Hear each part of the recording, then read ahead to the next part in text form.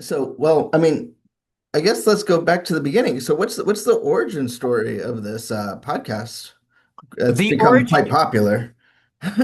yeah, the origin story of Greeking Out is it actually is a podcast that was inspired by a book that then inspired its own book series. It's kind of crazy. There's a book series called Zeus the Mighty, written by Crispin Boyer. It's a wonderful book series about animals in a pet store in Olympia, Georgia, who think they're the Greek gods because the owner of the pet store listens to a podcast called Greeking Out.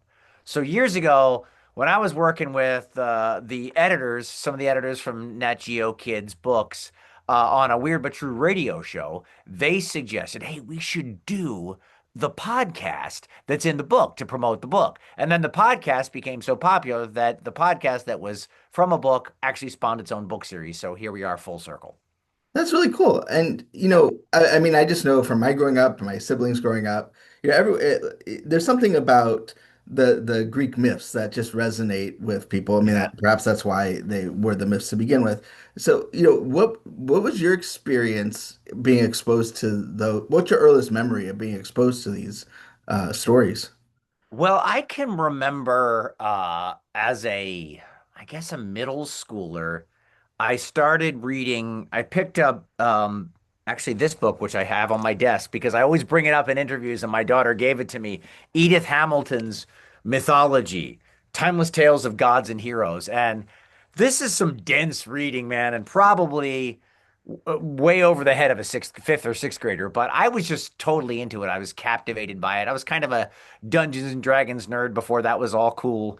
Back when we actually had to roll dice and stuff. So, it was it really spoke to me, all of these stories and these characters, but it's kind of exciting for me to come back around to them and to see how much they've sort of influenced pop culture, and pop culture has sort of embraced them again. And despite you're talking about some of the world's oldest story, your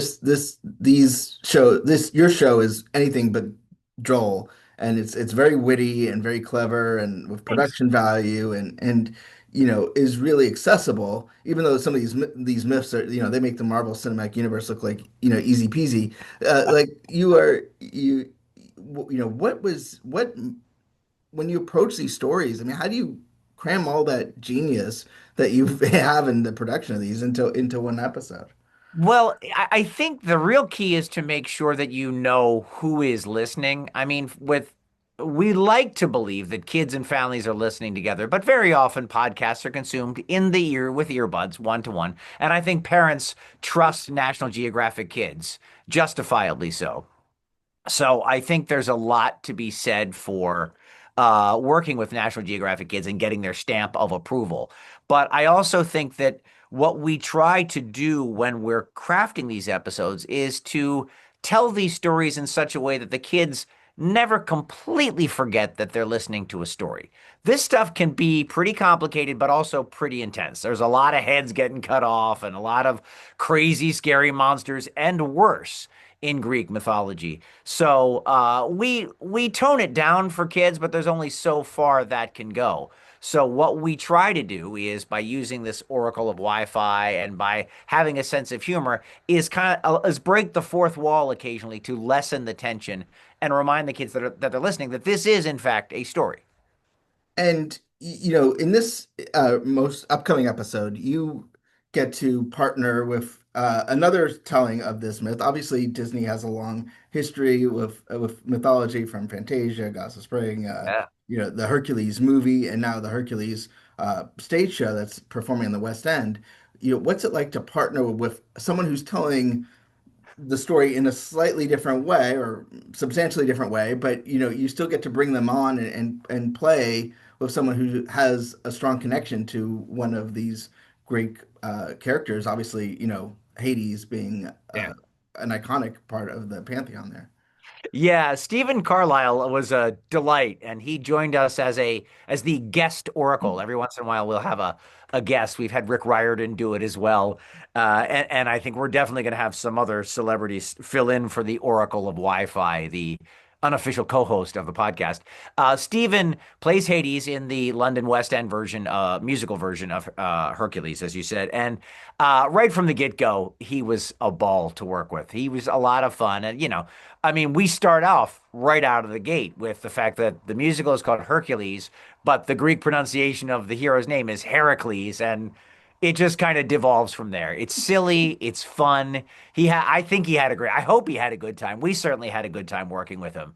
But I think it is fun. I mean, sometimes when worlds collide, it can be sort of wonderfully messy. How about that? And I think this is sort of one of those. I don't even really think it was messy. I just think it was a really exciting opportunity for two different takes on Greek mythology to align their worlds. Well, it's a lot of fun. I mean, obviously he's a strong performer, and not and I mean, I've listened to your episodes. Everyone involved in the show is a strong performer, but you really got to play up his acting chops in his Yeah, journey through the episode, and yeah. it was quite fun. Um, you know the uh, sorry. The thing that is interesting is obviously these myths are having a moment right now. I mean, we talked about the Sure. West End. Percy Jackson and the Olympians is doing great on Disney Plus, along with the companion book series. And your show has been very. I mean, you're in your 12th season, if I'm not mistaken. And ho- what's it been like to just see the success of your show over 12 seasons, which is several years of podcasts? It's kind of crazy. I mean, thank you for all of that. I mean, it is uh it's a delight, really, to see people embrace storytelling the way they do. You know, telling these stories orally, speaking them out loud and listening to them is actually how they were originally passed down from generation to generation. They weren't written down for thousands of years, like a lot of folk tales and fables and myths. And so I think the telling of the story is actually part of the culture and part of the experience. And I love the fact that we get to do it in such a fun way for Greeking Out. But I also love the fact that it is kind of low key. There's a lot of stuff. I mean, our podcast is on YouTube, and even the podcasts that are on YouTube are kind of manic and a lot of blah in your face stuff for kids. And I like that this is very much we tell you a story and you use your imagination to make the pictures. Kids tell us all the time. We did a live event the other day, and a couple of kids came up to us and told us that it was their favorite thing to do while playing with Legos was to listen to the podcast. And I thought that's perfect. That's the perfect companion. Drawing, playing with Legos, doing something else, but it is engaging your own original sense of creativity. And I hope that's what storytelling in general does. And I think that's very true to the source material because that's how Greek myths were originally experienced.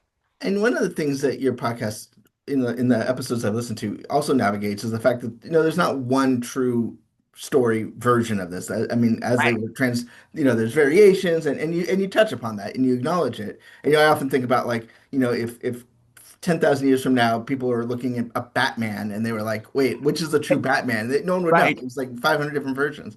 That And is an excellent, excellent comparison. and so, what's it tell you about sort of how storytelling evolves? I mean, you're telling your own version of the story. I mean, you're historically based with the Nat Geo experts and all that stuff, but you are retelling it through. Obviously, there was no oracle of Wi-Fi, presumably in ancient Greece, but being part of that continuation of the storytelling legacy of these ancient stories. Well, I think it tells you that, you know, people want and choose to identify their experience, the human experience, life in general, through a story. I think that's a great way to articulate any experience that you have. If even if you come home from school and your mom says, "How was your day?" The kid's going to tell you essentially a story. They're not going to say, "I had math." They might, but that's still, even if they do, that's just part of the story.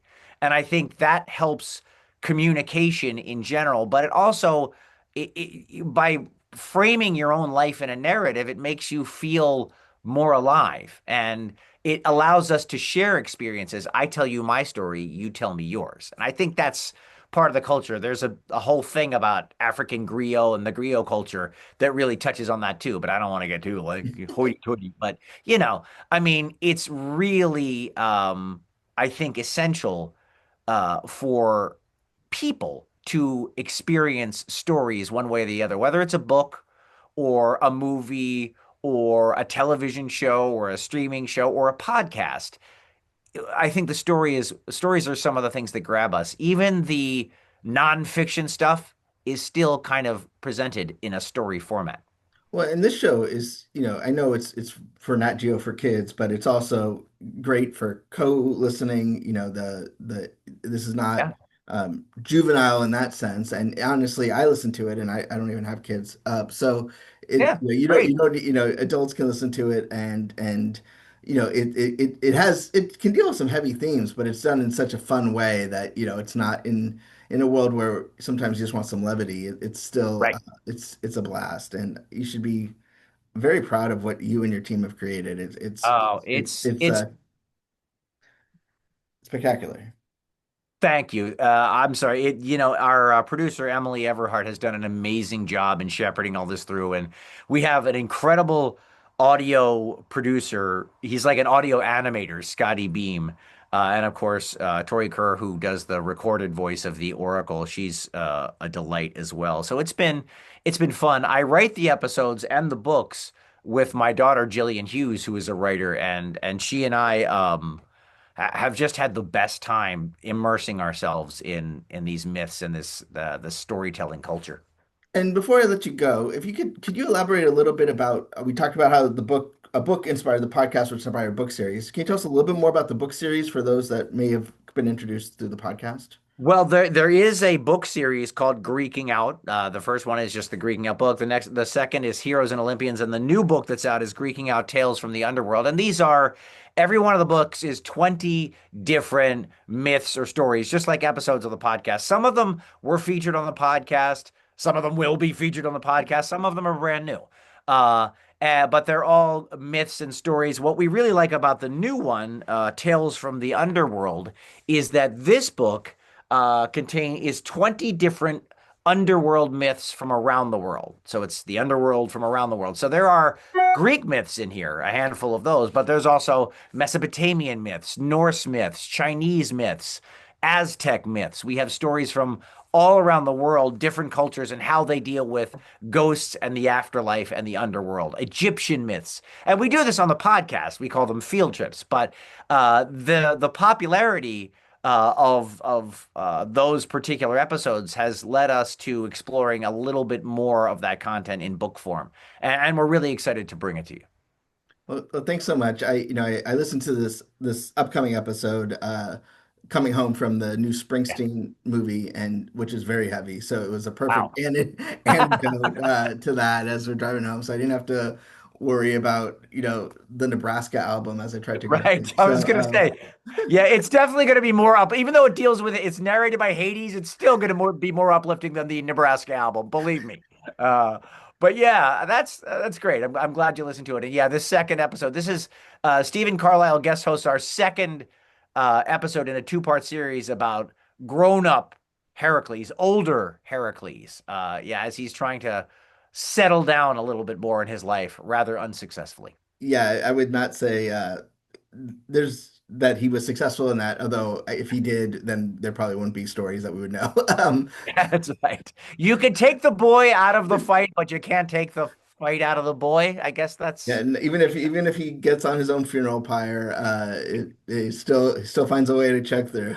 yeah, exactly. Exactly. So Well, thank thank you you very so much, much for Kenny. chatting with me. Appreciate the time. Thanks, Benji. It was great talking to you. Talking to